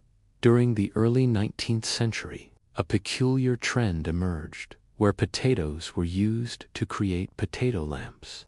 Imagine a hollowed-out potato filled with a bit of oil or fat and a wick inserted. It would burn for a short period, providing a dim, flickering light. This was often a makeshift solution for the very poor who couldn't afford expensive candles or oil lamps. You can picture a small, humble room illuminated by the faint glow of a potato lamp, a testament to resourcefulness born of necessity. Historians still argue whether these potato lamps were a widespread innovation or merely an isolated curiosity, but their very existence highlights the desperate ingenuity sparked by the potato's versatility. The potato also found use in less glamorous, but no less important, ways. Its soft, absorbent texture made it suitable for cleaning. Some historical accounts suggest that potato skins were used to polish silver or clean grimy surfaces, leveraging their mild, abrasive quality. You might see a scullery maid scrubbing a tarnished pot with a discarded potato skin, trying to make it shine. From food to fabric, from spirits to makeshift lamps, the potato proved to be far more than just a source of calories. Its moisture content were harnessed in ways that reflect the ingenuity and often the desperation of people throughout history. The potato, truly, was a jack of all trades, demonstrating that even the most unassuming vegetable could hold a surprising array of hidden talents. The Irish potato famine was a pivotal moment, a stark reminder of the perils of monoculture. Yet the lessons learned from this catastrophe didn't lead to the abandonment of the potato. Rather, they catalyzed a deeper understanding of its genetics and the vital importance of biodiversity. You're now entering a realm where modern science and historical insight converge, revealing the inherent fragility of relying on a limited gene pool and the ongoing efforts to safeguard the future of our food supply. The core problem in Ireland was not the potato itself, but the lack of genetic variety. The vast majority of potatoes cultivated in Ireland belonged to just a few varieties, primarily the lumper potato. This lack of diversity meant that when the Phytophthora infestans blight arrived, there was no inherent resistance within the crop. You can imagine a field of identical soldiers, all vulnerable to the same weapon, with no defenses among them. This genetic uniformity was a ticking time bomb. Modern agricultural science has since shown us that within the vast genetic pool of the potato's ancestral home in the Andes, there exists incredible diversity, including varieties naturally resistant to various blights and diseases. While the Irish farmers of the 19th century couldn't have known this, the famine spurred later generations of botanists and agronomists to embark on a worldwide quest to collect and preserve these diverse potato germplasms. You're witnessing the genesis of modern seed banks and gene banks, vital repositories of genetic diversity designed to prevent future catastrophes. Today, organizations like the International Potato Center in Peru are dedicated to preserving thousands of different potato varieties, including wild relatives. Imagine vast vaults, cold and dark, meticulously storing samples of every potato imaginable: purple, red, blue, tiny, enormous, bumpy, smooth. Each one holds unique genetic code, a potential key to resilience against future diseases, climate change, or evolving pests. This foresight, born from past devastation, is a crucial effort to safeguard global food security. The concept of genetic vulnerability is a mainstream historical fact today, directly linked to the lessons of the Great Famine. It teaches us that relying on a small number of high-yielding but genetically similar crops, while efficient in the short term, can be disastrous in the long run. You see, this principle applied not just to potatoes, but to other staple crops like wheat, rice, and corn. Diversification is key to building resilience in agricultural systems. Today are so bitter and unpalatable that they require complex traditional processing methods to make them edible. Methods that involve freezing, stomping, and extensive washing. Yet it's precisely these unattractive wild relatives that often hold the most valuable genetic keys to disease resistance. You wouldn't want to eat them, but you're grateful they exist as a biological insurance policy. Historians still argue whether the memory of the Irish famine directly influenced later agricultural policies worldwide to prioritize genetic diversity, or if scientific advancements in genetics would have led to these insights regardless. It's a complex interplay of historical trauma and scientific progress. The struggle against potato diseases continues today, though with far more advanced tools. Scientists are constantly breeding new potato varieties that are resistant to blight and other pathogens, using both traditional crossbreeding methods and, more recently, genetic engineering. You're observing a continuous, quiet battle waged in laboratories and test fields to ensure that the world's third-largest food crop remains safe and abundant. So, while the Great Famine was a testament to the potato's vulnerability, it also became a powerful catalyst for a deeper understanding of agricultural science.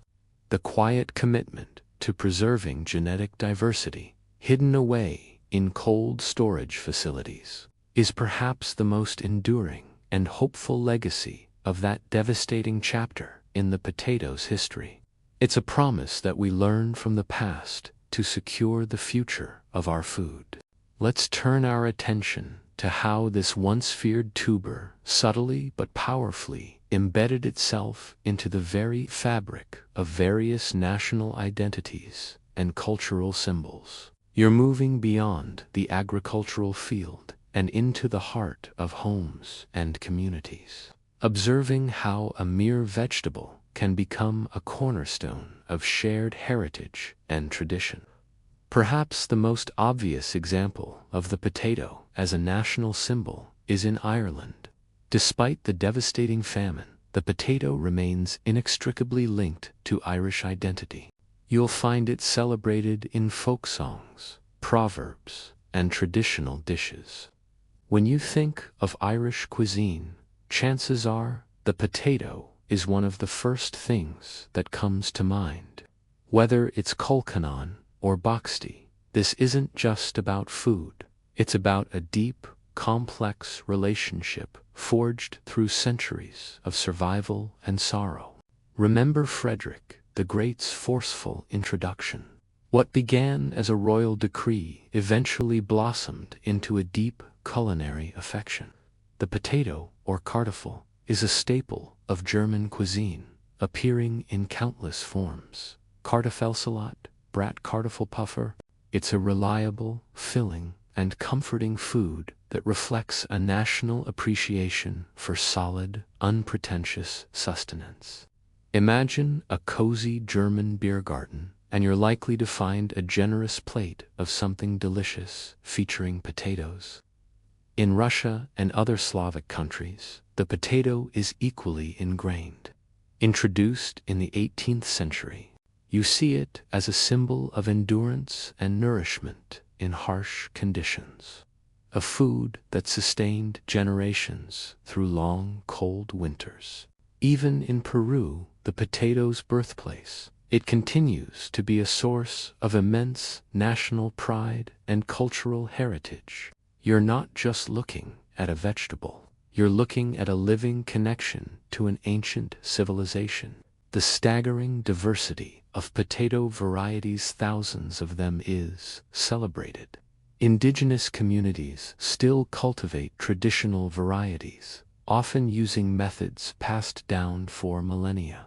You might visit a market in the Andes and be astonished by the vibrant array of colors, shapes, and sizes of potatoes on display, each with its own story and culinary purpose. Indigenous agricultural heritage in the face of globalization. It's a beautiful example of cultural resilience. Here's a quirky tidbit. In some parts of Europe, particularly during times of scarcity, children's rhymes and folk songs emerged that featured the potato, often personifying it as a resilient friend or a magical source of sustenance. The potato, in its unassuming way, transcends mere sustenance. It becomes a carrier of memory, a link to the past, and a symbol of resilience, adaptation, and cultural identity. From the solemn weight it carries in Ireland to the comforting heartiness it represents in Germany, the potato reminds us that sometimes the most profound cultural symbols are found not in grand monuments, but in the humble produce of the earth. You're now invited to explore the fascinating realm of lesser-known potato varieties. Those often forgotten or regionally specific tubers that hold a rich history and an incredible spectrum of flavors and textures. Imagine a hidden garden filled not with identical rows, but with a kaleidoscope of potato colors and shapes, each whispering tales of ancient cultivation. It's here that the genetic blueprint for thousands of potato varieties still exists. While only a handful of these are cultivated commercially on a global scale, countless others thrive in their native lands, meticulously preserved by indigenous communities. You might encounter the oca potato, for instance, with its vibrant pink or yellow skin and slightly tangy lemony flavor. It's not actually a true potato in the scientific sense, prized for its unique taste and adaptability to high altitudes. Then there are the captivating purple and blue potatoes. These aren't just a gimmick, they are ancient varieties, rich in anthocyanins, the same antioxidants found in blueberries and red cabbage. Imagine slicing open a potato to reveal a deep, inky purple interior, or a marbled blue and white pattern. Varieties like the Purple Majesty or the Adirondack Blue offer a distinctly earthy flavor and a visually striking presence on the plate. Beyond the Andes, Europe itself holds its own collection of unique regional potato types. Take the La Banotte potato from the French island of Noirmoutier. This rare, delicate potato is famously cultivated in seaweed-enriched soil and harvested only for a few days in May. Its small, round tubers have a slightly salty, nutty flavor, making them one of the most expensive potatoes in the world. In the United States, amidst the dominance of the russet, you might stumble upon heritage varieties like the Russian banana fingerling, a small, elongated potato with a waxy texture and buttery flavor, perfect for roasting or salads, or the all-red potato with its rosy skin and pinkish flesh, bringing a cheerful color to any dish.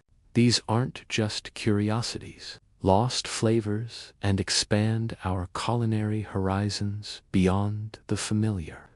One quirky tidbit: some of these lesser-known varieties have surprisingly poetic or descriptive names, reflecting their unique characteristics or the stories of their origins. Imagine encountering a King Edward potato with its regal white flesh and pink blush, or a potato beloved for its smooth skin and firm texture. These names add a layer of personality to vegetables we often take for granted. It's likely a blend, with cultural preservation aligning with gastronomic exploration. The existence of these forgotten or rare potato varieties reminds us that even within a seemingly uniform food staple, there is immense diversity and an untold history. They carry the stories of different landscapes, different cultures, and different culinary traditions waiting to be rediscovered. So, the next time you're at a farmer's market, keep an eye out for something beyond the ordinary. You might just find a hidden gem that changes your perception of the humble potato forever, beyond its agricultural journey and culinary transformations. The potato, in its quiet, unassuming way, has also managed to subtly infiltrate the world of art and literature. You're now invited to see the potato not just as a root vegetable, but as a muse, a symbol, or even a humble background player in the grand tapestry of human creativity. Imagine painters capturing its earthy essence, or writers using it to evoke a sense of struggle, sustenance, or simple daily life. Perhaps the most famous artistic depiction of the potato is Vincent van Gogh's The Potato Eaters. This powerful painting doesn't just show people eating. It's a raw, sympathetic portrayal of peasant life. You see the rough, calloused hands of the Dutch farming family, illuminated by the dim glow of an oil lamp, sharing their meager meal of potatoes. The potatoes themselves are central to the scene, symbolizing their hard-won sustenance, their poverty, and their communal existence. Van Gogh chose the potato specifically because it represented the simplicity and honesty of their labor. It's not a romanticized view. It's an almost brutally honest depiction of life sustained by this humble root. The potato also appears in literature, often serving as a symbol of hardship, survival, or authenticity. In times of war or famine, the potato frequently emerges in narratives as the last resort, the food that keeps people alive when all else fails. You might read accounts from the World Wars, for example, where rationing made potatoes an incredibly valuable commodity, featuring in personal diaries and memoirs as a constant, reliable presence in otherwise uncertain times. It wasn't glorious. It was simply essential. Consider the role of the potato in stories set in rural communities. It often represents a connection to the land, to tradition, and to a simpler way of life. When authors want to evoke a sense of groundedness or resilience, they might describe characters cultivating or preparing potatoes, linking them to the fundamental acts of survival and provision. You see it not as an exotic fruit, but as a testament to perseverance against the elements. Even in more whimsical or humorous contexts, the potato makes an appearance. Think of children's stories or folk tales where potatoes are part of a humble feast, or perhaps even used in playful, imaginative ways. Its ordinary nature makes it relatable and accessible, allowing it to become a familiar element in narratives of everyday life. Here's a quirky tidbit: the potato's irregular, often lumpy shapes have been a source of amusement and artistic inspiration, sometimes even being seen as natural sculptures. You might find artists or hobbyists creating caricatures or whimsical figures from oddly shaped potatoes, transforming the mundane into something playfully artistic. Historians still argue whether the potato's presence in art and literature primarily reflects its economic importance as a staple food, or if artists were drawn to its symbolic potential for representing authenticity and struggle. It's likely both, as its practical significance made it a universal subject for commentary. The potato's journey through art and literature is less about grand, heroic narratives and more about its quiet, persistent presence in the background of human existence. It's a reminder that even the most fundamental elements of our lives, the things we often take for granted, can hold profound meaning and inspire creative expression. From Van Gogh's solemn peasants to a casual mention in a novel, the potato silently reflects the enduring human condition, the continuous need for sustenance, the quiet dignity of labor, and the simple beauty found in the everyday. After its long and tumultuous journey from despised oddity to global staple, it's time to reflect on the potato's ultimate triumph. You're witnessing not just the story of a vegetable, but a profound testament to resilience, adaptability, and the sometimes unpredictable paths of human progress.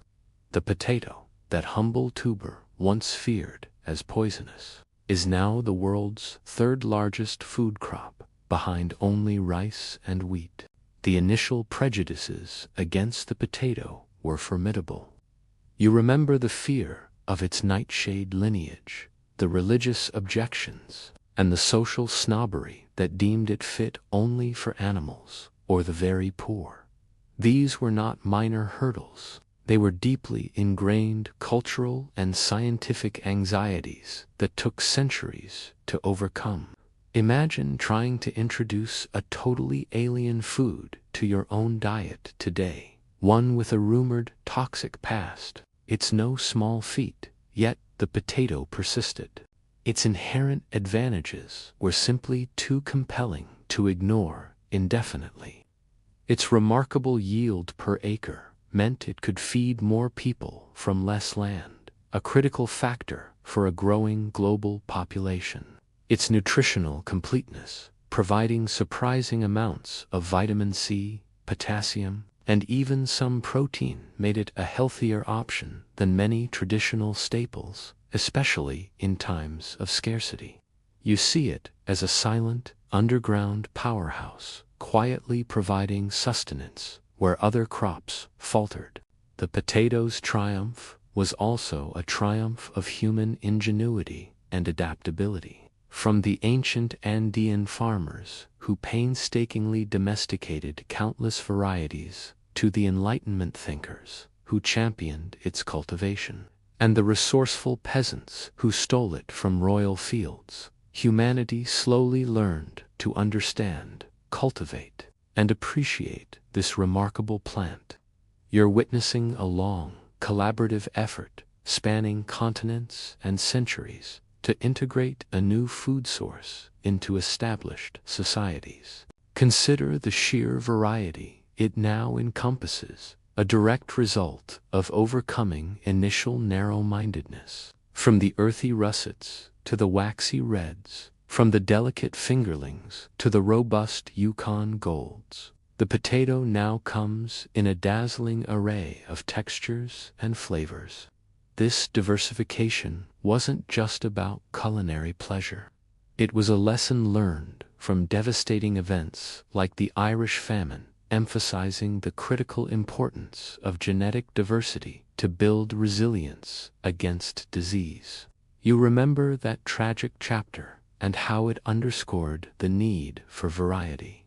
Here's a quirky tidbit. Despite its global success, there are still pockets of the world where the potato remains less common or is only just gaining popularity, often due to deeply entrenched culinary traditions or specific environmental challenges. You might still find communities who prefer their traditional grains or roots, showcasing the enduring power of cultural habit even in a globalized food system. Historians still argue whether the potato's ultimate success was primarily due to its inherent biological advantages or the sheer force of human population growth and the resulting demand for efficient food production. It's likely a powerful interplay where the right plant met the right historical circumstances. The story of the potato is a quiet epic, a testament to how an unassuming root vegetable, initially met with suspicion and fear, ultimately conquered the world's dinner plates.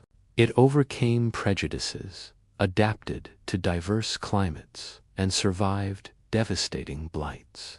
You might not think about it when you're enjoying your fries or mashed potatoes, but each bite is a connection to millennia of agricultural innovation, cultural shifts, and the quiet, persistent triumph of a truly remarkable plant.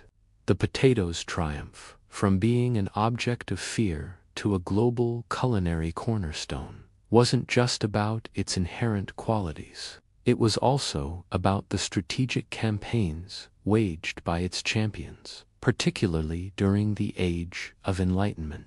You're stepping back into a time when intellectual curiosity merged with pragmatic needs, as influential figures actively worked to convince a skeptical populace of the potato's virtues. This was, in essence, an early form of public health and agricultural education, designed to combat both ignorance and hunger. As we touched upon earlier, individuals like Antoine-Augustin Parmentier in France were not just scientists, they were shrewd public relations experts. Parmentier understood that facts alone weren't enough to sway deeply ingrained cultural biases. He employed a masterful blend of scientific demonstration and psychological manipulation. You can envision him, with a twinkle in his eye, staging those famous potato dinners for the Parisian elite, serving the despised tuber in elegant preparations. The novelty of the royal court, embracing this new food-generated buzz, gradually eroding the stigma that had long clung to it. The idea was to make the potato fashionable, something desirable, rather than something to be endured. Beyond the dinner table, Parmentier also understood the power of visual messaging and perceived exclusivity. His strategy of having potatoes guarded by day and left unguarded by night was pure genius. It played on the human tendency to desire what is forbidden or seemingly valuable. You can imagine the conversations in the villages. Why would the king guard those roots if they weren't precious? This subtle manipulation effectively transformed the potato from a suspicious novelty into a coveted item, subtly enticing the very people who had initially rejected it. It was a brilliant lesson in social engineering applied to agriculture. In other parts of Europe, like Prussia, the promotion of the potato took a more direct, top-down approach, as mandated by Frederick the Great, while less subtle. His insistence on potato cultivation also served an educational purpose. Farmers were effectively forced to learn how to grow and prepare the tuber. You might observe royal agricultural agents distributing pamphlets with instructions, or even demonstrating planting techniques. This wasn't gentle persuasion. It was a forceful, but ultimately effective, crash course in potato husbandry. The pragmatism of the state superseded individual reluctance, proving that sometimes necessity, combined with a strong hand, can drive agricultural change. These campaigns, whether subtle or overt, highlight a key aspect of the potato's adoption. It required sustained effort from influential figures to overcome centuries of misinformation and fear. You see a clear shift from treating the potato as a mere botanical curiosity to recognizing it as a strategic asset for national well-being. It wasn't enough for the potato to simply exist. It needed champions who could articulate its benefits and devise clever ways to integrate it into daily life. One quirky tidbit about this era of promotion: some early proponents even resorted to writing poetry or songs extolling the potato's virtues, trying to make it more appealing to the masses through popular culture. Imagine a catchy jingle about the glorious spud designed to get stuck in people's heads.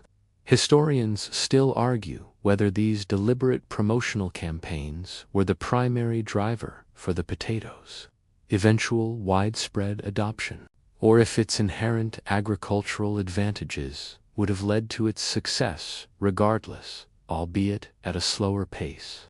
The truth likely lies in the synergistic effect of both: brilliant advocacy meeting a truly remarkable crop.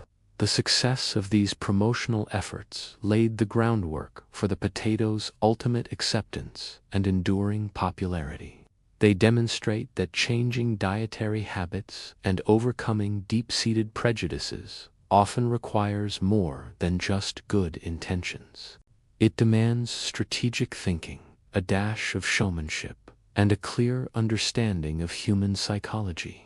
Its journey also highlighted the dynamic interplay between the natural world and human society, particularly when it came to overcoming environmental challenges.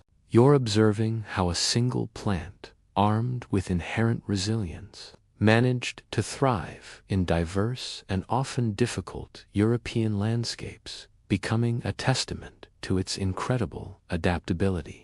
One of the potato's most significant advantages, which ultimately contributed to its widespread acceptance, was its remarkable ability to grow in poor and varied soil conditions.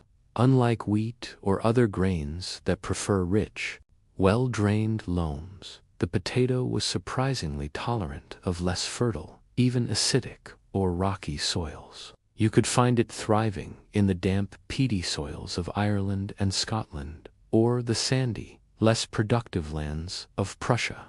This environmental flexibility made it a viable option for regions where traditional agriculture struggled to produce sufficient food. Imagine a farmer frustrated by consistently low yields from traditional crops in his challenging terrain, discovering that this strange new tuber could actually provide a reliable harvest. It was a beacon of hope in marginal lands. Furthermore, the potato was relatively resilient to unpredictable weather patterns. While a late spring frost could devastate a grain crop, or excessive rain could flatten it, the potato, with its edible parts safely tucked underground, often fared better. It could withstand cooler temperatures and shorter growing seasons than many other staples, making it particularly well-suited for the northern latitudes of Europe. You could almost feel the relief of farmers in colder regions, knowing their primary food source was somewhat protected from the whims of nature. This robust nature gave it an edge over more delicate crops. Its underground growth habit also offered a natural defense against certain pests and, crucially, against human interference in times of war or unrest. While above-ground crops could be easily trampled, burned, or requisitioned by passing armies, potatoes offered a degree of hidden security. You might imagine peasants secretly cultivating patches of potatoes in remote areas, knowing that their vital food source was less visible and therefore less vulnerable to raiding. This subtle protection provided a crucial layer of food security in turbulent times. The potato's deep root system and tuber development also meant it was relatively efficient in water use compared to some other crops, allowing it to perform well even in periods of moderate drought. While not impervious to severe water scarcity, its design made it a more robust choice than many shallow-rooted plants. You observe this plant, quietly working its magic beneath the soil, extracting nutrients and moisture with quiet efficiency. Able to withstand incredibly harsh conditions, including intense UV radiation and dramatic temperature swings. These super potatoes are a marvel of natural selection and ancient cultivation, showcasing the plant's inherent capacity for survival in the most challenging environments. It was likely a powerful combination, each factor reinforcing the other. Ultimately, the potato's triumph over environmental challenges was a critical component of its success story.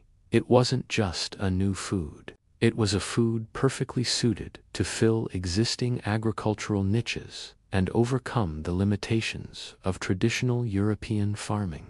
Its ability to grow where other crops struggled and to provide a reliable harvest in unpredictable conditions made it an invaluable asset, transforming landscapes and sustaining populations across the continent.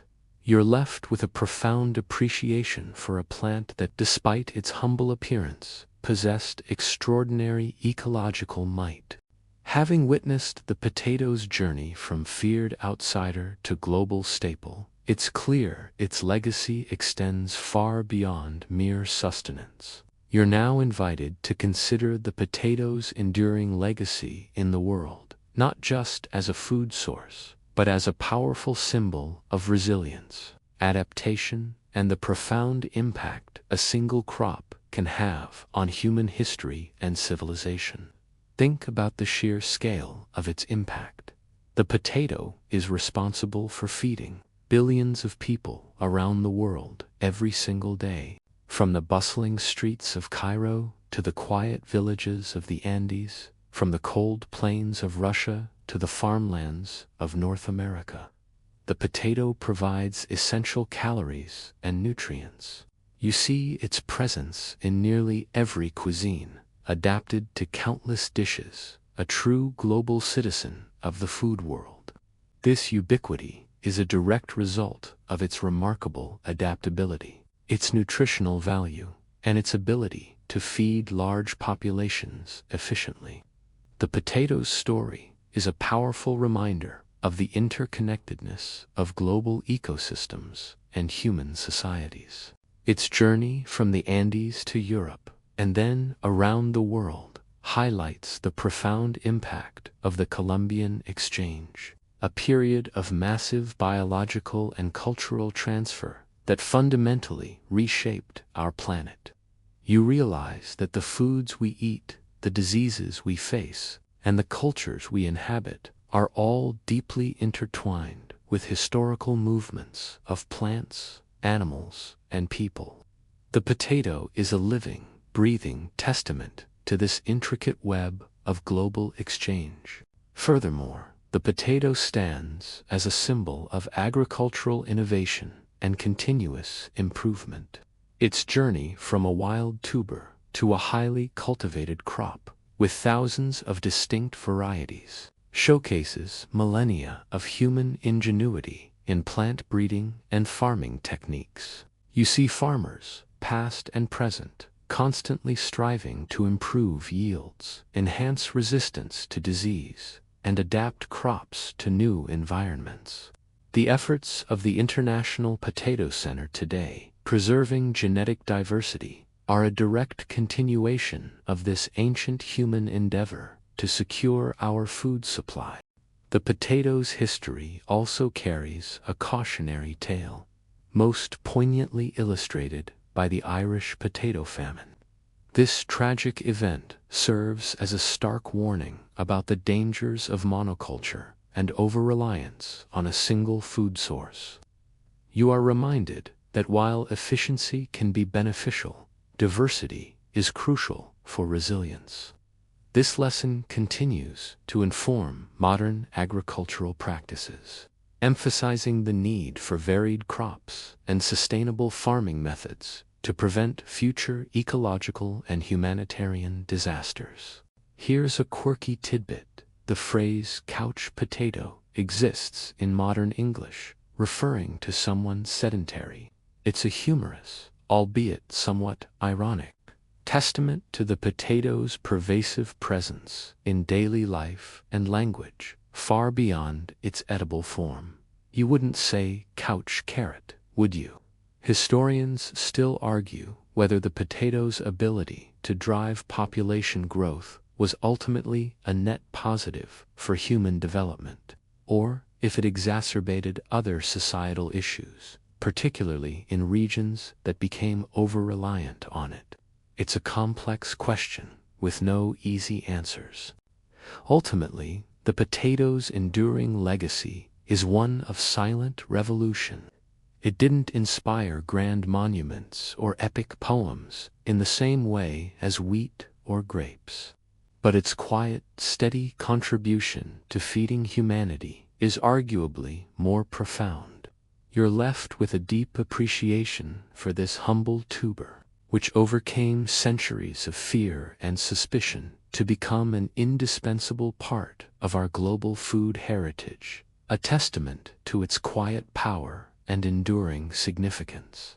From the humble origins in the Andes to its global omnipresence, the potato story is one of fascinating paradoxes and profound resilience. You're now at a point to truly appreciate just how much this unassuming root crop had to overcome to become the bedrock of global diets, a silent conqueror of palates and prejudices. Let's cast our minds back to those initial European encounters. Imagine the sheer foreignness of it. You're accustomed to grains that sway in the wind, or roots that come out cleanly. Then this odd, knobbly tuber, growing in the dark earth, looking suspiciously like something that shouldn't be eaten. The initial fear was genuine, fueled by its resemblance to poisonous nightshades and the lack of familiar cultural context. You might still feel a tiny shiver of that ancient suspicion, seeing an unknown earthy lump, even if you know it's safe now. This deep-seated aversion was its first major hurdle, and it took considerable effort to dispel. Then came the social stigma. Remember how it was dismissed as pig food or peasant fare? This wasn't just a culinary preference. It was a reflection of deep class divides and established hierarchies. To serve potatoes was to betray a lack of refinement, a connection to the lowest rungs of society. You can almost hear the polite, yet dismissive, whispers in a grand 18th century salon. "Oh, potatoes. How ... rustic." This battle against social prejudice was arguably as challenging as overcoming scientific ignorance, requiring a complete overhaul of public perception. Yet, the potato possessed an undeniable set of intrinsic qualities that allowed it to eventually break through these barriers. Its sheer productivity was unparalleled. An acre of potatoes could feed vastly more people than an acre of grain. A simple arithmetical fact that became increasingly vital as Europe's population swelled. You can envision the calculations being made, the realization dawning that this despised root offered a practical solution to widespread hunger. This efficiency was its superpower, quietly working beneath the surface. Its adaptability to diverse environments was another key factor. From the cold, damp soils of Ireland to the sandy plains of Prussia, the potato found a way to thrive where other crops faltered. It wasn't fussy. It simply grew, providing consistent sustenance in challenging conditions. You could argue that its very hardiness forced its acceptance, proving its worth when more refined crops failed. Consider also the role of historical circumstances. The frequent famines and wars that plagued Europe created an urgent need for reliable, calorie-dense food sources. The potato often arrived as a last resort, but in doing so, it proved its mettle.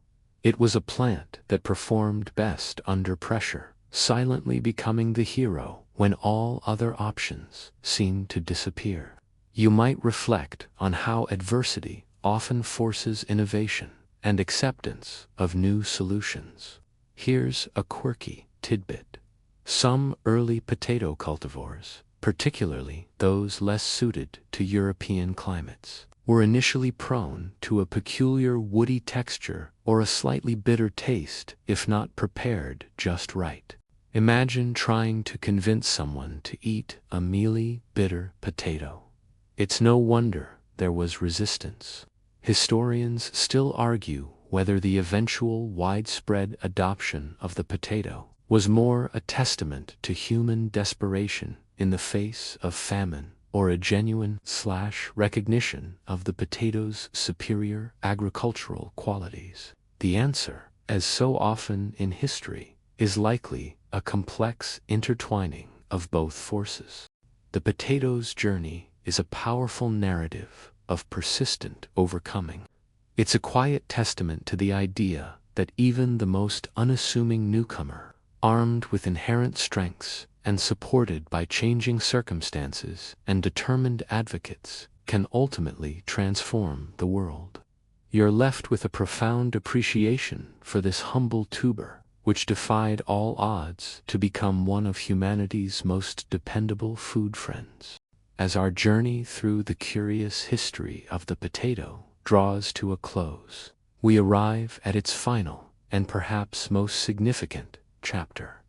Its enduring legacy as an indispensable force in global food systems. You're now invited to consider the potato's omnipresent role in our modern world. A quiet giant that underpins the diets of billions, far removed from its initially feared status. Today, the potato stands as the third most important food crop in the world, right after rice and wheat, in terms of global production. That's a staggering achievement for a plant that spent centuries battling fear and prejudice in Europe. You can find it cultivated on every continent except Antarctica, thriving in an astonishing range of climates and soils. From the massive commercial farms supplying fast food chains to the small subsistence plots feeding rural families, the potato continues to demonstrate its incredible versatility and reliability. It's truly a testament to its genetic adaptability and the thousands of years of human cultivation that have shaped it.